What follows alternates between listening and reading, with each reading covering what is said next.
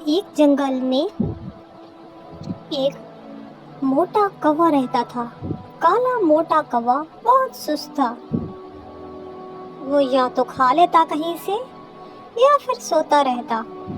उसको इसके अलावा कोई काम नहीं था। एक दिन उसको बहुत भूख लगी। उसने सोचा, अब क्या करूं?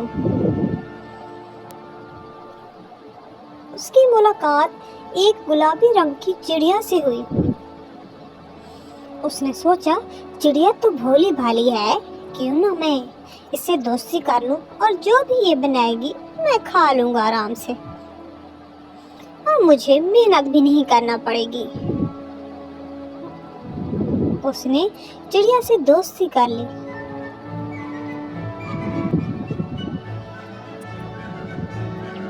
चिड़िया बहुत मेहनती थी।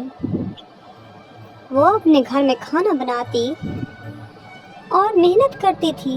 वो बाहर से मेहनत करके कमा के घर में खाना बनाती और खाती थी। वो अपने काम खुद करती थी। लेकिन कौवा तो सुस्त था।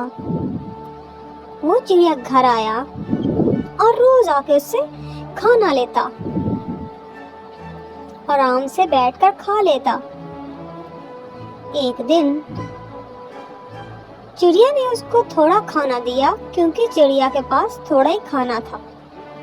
तो उसने चिड़िया से लड़ाई करना शुरू कर दी। चिड़िया को बहुत गुस्सा आया। एक तो वो रोज उसको मुफ्त का खाना खिलाती दोस्ती की वजह से, और दूसरा वो उससे लड़ रहा था।